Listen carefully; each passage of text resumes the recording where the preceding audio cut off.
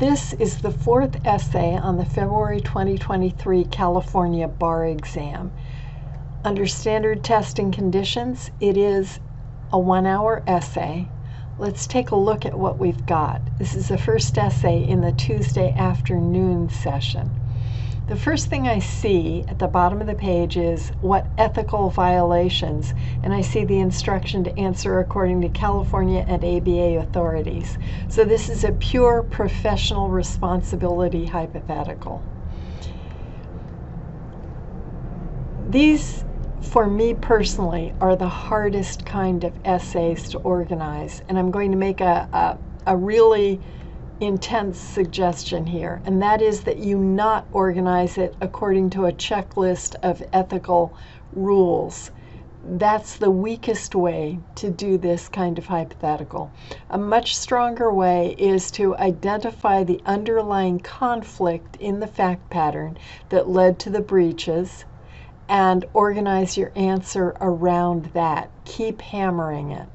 So let's look at what we've got here. We have Lawn Care Company manufactured and sold a liquid weed killer for lawn care. Paula brought a personal injury suit against Lawn Care when her children developed breathing problems after Lawn Care's weed killer was applied on her lawn.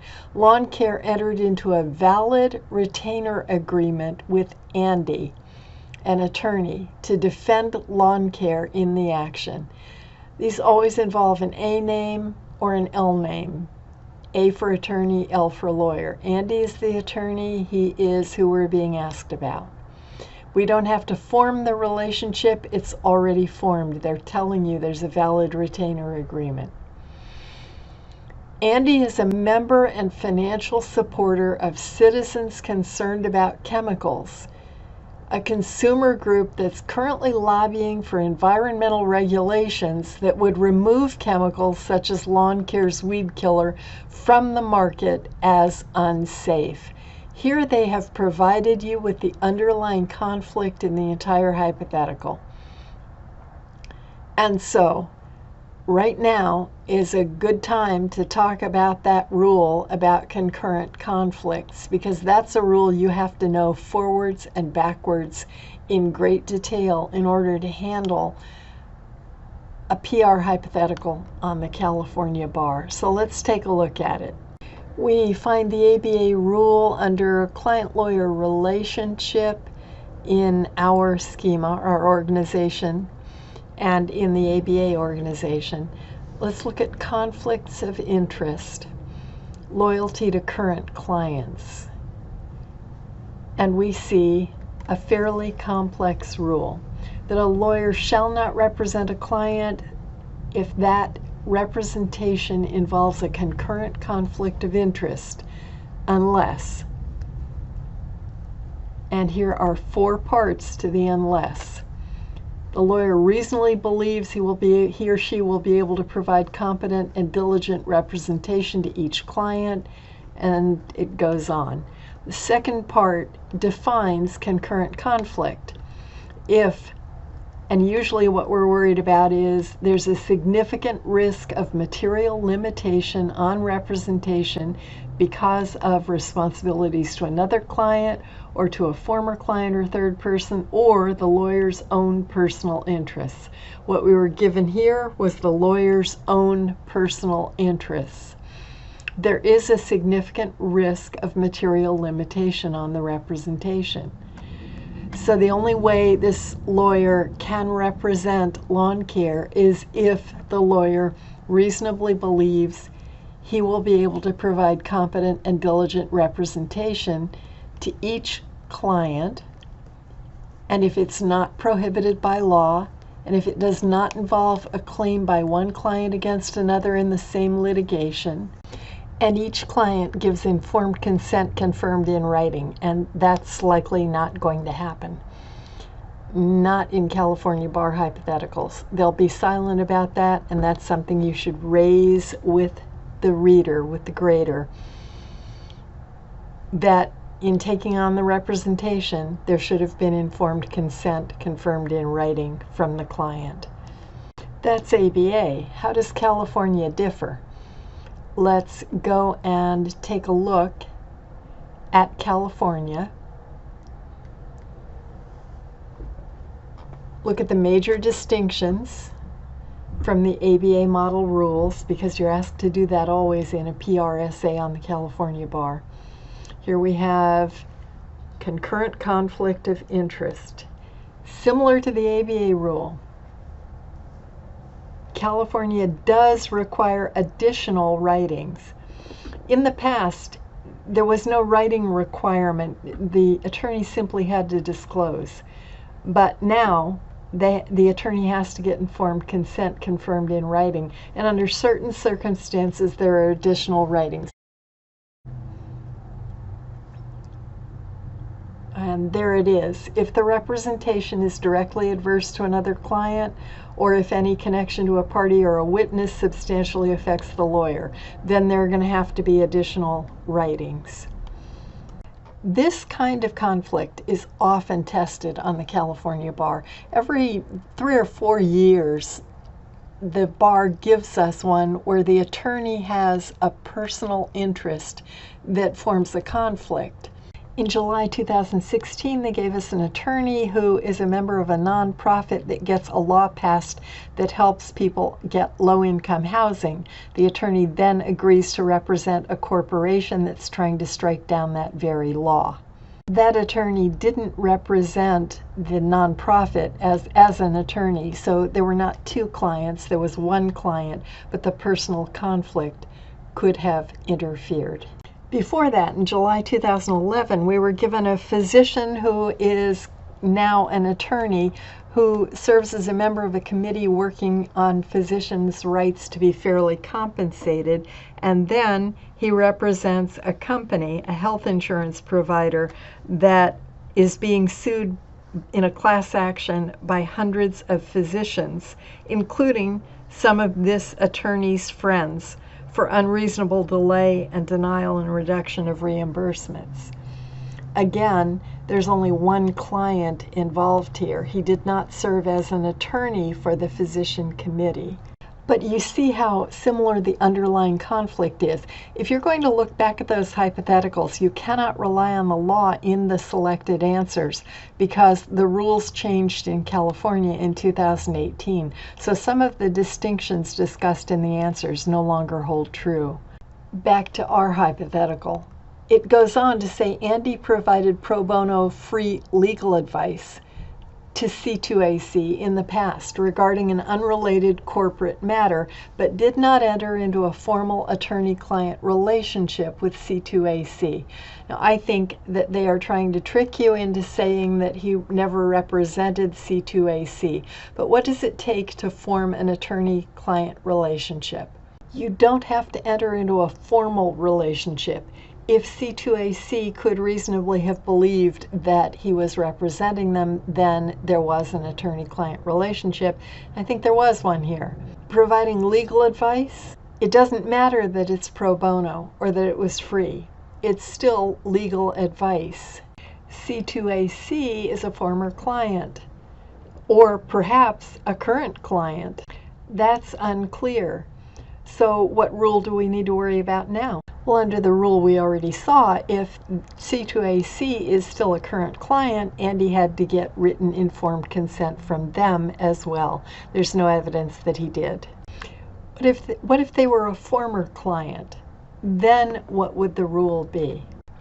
That would trigger duties to former clients. That rule under the ABA says that a lawyer shall not represent a client in a matter if the matter is substantially related to and the interest materially adverse to the interests of a former client, unless, and then there's an imputation part of the rule. But, go back to our hypothetical. Remember, the hypothetical told us that it was an unrelated corporate matter. So that paragraph gave you the opportunity to discuss the entire rule on concurrent conflicts of interest and the rule on duties to former clients, as well as what it takes to form an attorney-client relationship. Huge number of issues in that one paragraph. Now go on. And it says, since Andy is convinced that his association with C2AC will not affect his representation of lawn care, he did not tell lawn care about his relationship with C2AC. But when he took on the representation, he had a duty to disclose it. What's at the heart of that rule is that lawn care has a right to know about his personal conflict of interest and to decide whether they want him to represent them and whether they agree with him, that he can still do that competently. Then it goes on to tell us that lawn care is impressed with Andy's reputation as a litigator, and Andy did not want to jeopardize losing lawn care as a client by discussing his private concerns about their chemicals. That adds to your information about his conflict, the conflict of his own personal interests. He is protecting his reputation as a litigator and probably his income, his fees. This is a good client. That is part of his conflict. And yeah, we're all concerned about reputation in the way we provide our service. We're all concerned about preserving our income. But this affected his willingness to disclose a potential conflict. It goes on to tell us that in response to an anonymous questionnaire sent to all C2AC members, Andy mentioned the publicly available information regarding Paula's complaint filed against lawn care, but did not provide any other details. This was, I think, the hardest part of this hypothetical in terms of knowing the rules. Is it okay because it was publicly available? Well, take a look at Rule 1.9 from the State Bar of California, Duties to Former Clients, and look at the comments to that rule. And you will see on point 5 on the comments a clarification. And that is that the fact that information can be discovered in a public record does not by itself render that information generally known. So you can still violate the rule even though the information was publicly available. I'm not telling you that you had to know that in order to pass this essay, but it certainly would have helped to get you a high score. It's worth reading through the comments to the rules once. If you do that, then when you see this fact, this publicly available information fact, that should trigger some memory that had to do with that rule. Reading those comments is useful in the same way that reading the comments for the ABA rules is really helpful in passing the MPRE.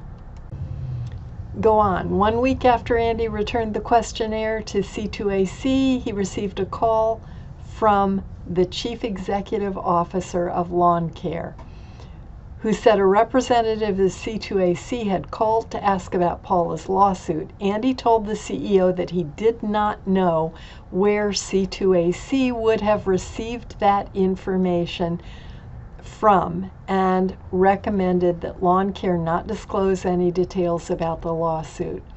So his client calls him to tell him about the disclosure of that information, and he says he doesn't know how that happened.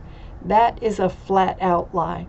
Andy has just been dishonest. He has lied to his client, and that is a crucial breach in California and under the ABA. There's a basic duty to be honest and fair to your clients, to your former clients, to the tribunal, to everyone. And that I would hammer really hard in my answer. And doesn't this disclosure of the publicly available information about the lawsuit prove that Andy was not correct, that his association with C2AC wouldn't affect his representation of lawn care? He just gave C2AC ammunition to help them get lawn care's very product banned from the marketplace. So reach back to that basic conflict and keep referring to it. I think this is also an opportunity to add the issue of withdrawal. At the point that Andy realized that he wanted to disclose that information, he should have resisted the urge, and he should have considered withdrawing from representation because he had an irreconcilable conflict. And this meant that he did not represent his client competently. Competence is another issue you can raise. Competence, diligence. And you likely see other issues that I have not discussed here, and that is great. The more issues you spot and the more you tie them to the underlying conflict, the higher your score will go.